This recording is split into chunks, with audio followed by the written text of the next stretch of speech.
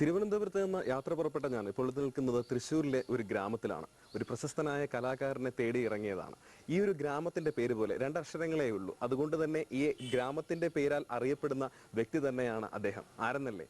മറ്റാരുമല്ല, മാള അരവിന്ദൻ എന്ന പ്രശസ്തനായ ഹാസ്യ സാമ്രാട്ട്. ഹാസ്യ സാമ്രാട്ട് എന്ന് മാത്രം പറയാൻ പറ്റില്ല, അദ്ദേഹം മലയാള സിനിമാ പ്രേക്ഷകരെ കരയിപ്പിച്ചിട്ടുമുണ്ട്. എന്തായാലും വ്യത്യസ്തമായ കഥാപാത്രങ്ങൾ മലയാള സിനിമയ്ക്ക് നൽകിയ ഈ മാള എന്ന സ്ഥലത്തിന്റെ പേര് കൊണ്ട് തന്നെ അറിയപ്പെടുന്ന മാളച്ചേട്ടന്റെ ജീവിതത്തിലേക്ക് ഈ ഓണക്കാലത്ത് അദ്ദേഹത്തിന്റെ മനസ്സ് തുറക്കാൻ വേണ്ടിയുള്ള ഒരു അവസരം, ഒരു ഇത്തിരി നേരം.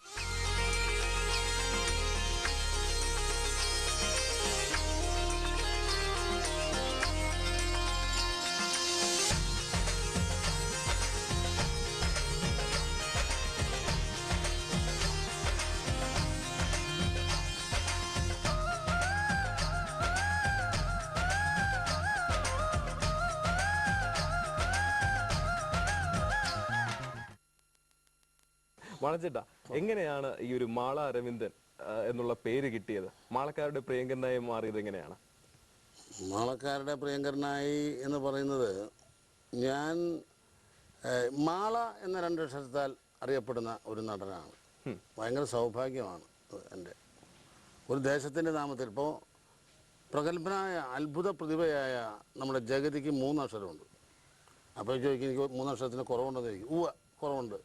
മാള 2 അക്ഷരം ഉള്ള ഏക നടൻ മലയാളത്തിലെ, അത് ഞാനാണ്. അതെ. അതുകൊണ്ട് എല്ലാവരും മാളച്ചേട്ടാന്ന് വിളിക്കുന്നു. ഇപ്പോൾ വേറെ വല്ല സ്ഥലത്താണെങ്കിൽ അത് കൊട്ടാരക്കര ചേട്ടെന്ന് പറയുന്നു, ജഗതി ചേട്ടെന്ന് പറയുന്നു, ജഗതി സാറെന്ന് പറയുന്നു, മാള സാറെന്ന് ചിലർ വിളിക്കും. എനിക്കത് ഇഷ്ടമില്ലാത്തൊരു കാര്യമായി സാറ് വിളി. അപ്പോൾ അതുകൊണ്ട് ചേട്ടൻ, സഹോദരൻ എന്നുള്ള അർത്ഥത്തിലാണ് എനിക്ക് ഏറ്റവും ഇഷ്ടം. അത് എനിക്കങ്ങനെ കിട്ടാനുള്ളൊരു ഭാഗ്യം എന്ന് പറയുന്നത്, ഞാൻ മുരുകൻ്റെ വലിയ ഭക്തനാണ്. മുരുക ഭക്തനായ ഞാൻ, ഭഗവാൻ മഹാദേവൻ എന്ന് പറയുന്ന ശിവൻ, അദ്ദേഹത്തിന് തൃക്കൺ ഉണ്ടെന്നാണ്. അപ്പോൾ അദ്ദേഹം 4ാമത്തെ കണ്ണ് തുറന്നപ്പോഴാണ് എനിക്ക് പേര് വീണത്. അപ്പോൾ 3rd ഐ എന്ന് പറയുന്നതിന് പകരം 4th ഐ ഉള്ള ഒരു മഹാദേവനാണ് ശംഭോ മഹാദേവ ശിവൻ. അങ്ങനെയാണെന്ന് ഞാൻ വിശ്വസിക്കുന്നു. അതെ. ഈ കലാരംഗത്തേക്കുള്ള ഒരു കടന്നുവരവ് അതെങ്ങനെയായിരുന്നു? പ്രത്യേകിച്ച് ഞാൻ നാടകത്തിലായിരുന്നു. വേറെ ജോലിയൊന്നും കിട്ടാതെ ഇപ്പം നാടകം ഐച്ഛിക വിഷയമായിട്ട് എടുത്തു. അങ്ങനെ എനിക്ക് 1978 സ്റ്റേറ്റ് ഗവൺമെൻറ് അവാർഡ് കിട്ടി. മികച്ച നടനുള്ള നാടകത്തിൻ്റെ ബെസ്റ്റ് ആക്ടർ അവാർഡ് കിട്ടി. അതോടൊപ്പം തന്നെ അവിടുന്ന് പ്രൈവറ്റ് അവാർഡുകളായിട്ട് അന്നത്തെ കാലത്ത് കേരള സ്റ്റേറ്റ് ഗവൺമെൻറ് അവാർഡ് പ്രഖ്യാപിക്കുന്നതിന് മുമ്പുള്ള കൊല്ലങ്ങളിൽ ആക്ടേഴ്സ് പാർക്ക്, തരംഗം ഷിപ്പ്യാർഡ്, അങ്ങനെ തുടങ്ങിയ 6 അവാർഡുകൾ എനിക്ക് കിട്ടിയിട്ടുണ്ട്. ഒരു നാടകത്തിന് തന്നെയാണ് അത് പറഞ്ഞത്. അത് കാലടി ഗോപിയുടെ എന്താ പറയുക, സമസ്യ, മനസ്സ്, സ്വരം, രസന, രംഗം, സമാന്തരം, ഈ 6 നാടകങ്ങളായിട്ടാണ് 6 കൊല്ലമായിട്ട് എനിക്ക് ഈ പ്രൈസുകൾ കിട്ടാൻ കാരണം. Best comedian, best actor, best supporting actor, അങ്ങനെയൊക്കെയുള്ള പല വിധത്തിലുള്ള അവാർഡുകൾ സ്റ്റേറ്റ് തലത്തിൽ എനിക്ക് കിട്ടിയിട്ടുണ്ട്.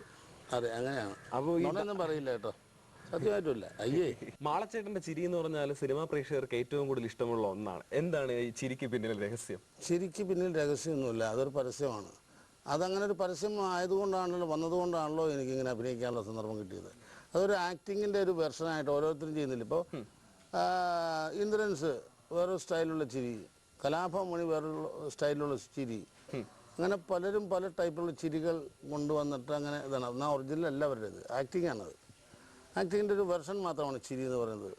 പക്ഷെ ഒരു നാടകത്തിൽ ഞാൻ അങ്ങനത്തെ ഒരു ചിരി ചിരിച്ചു, അത് ഭയങ്കര പോപ്പുലറായി. 1-2 പടത്തിലൊക്കെ ഞാൻ അങ്ങനെ. ഇതിപ്പോൾ റീസെൻ്റായിട്ട് ഇറങ്ങിയൊരു പടമുണ്ട്, അതേതാണ് രഹസ്യ പോലീസ്, അതിൽ ചിരിച്ചു. ഞാൻ ചിരിച്ചു കാണിച്ചാലും കുഴപ്പമൊന്നും എനിക്ക് വശം തരണ്ട.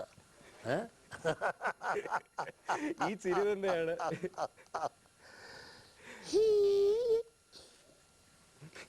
ഇങ്ങനെ നമ്മളിപ്പോൾ അയ്യോ എന്നൊക്കെ പറയില്ലേ അവസാനം, അതാണ്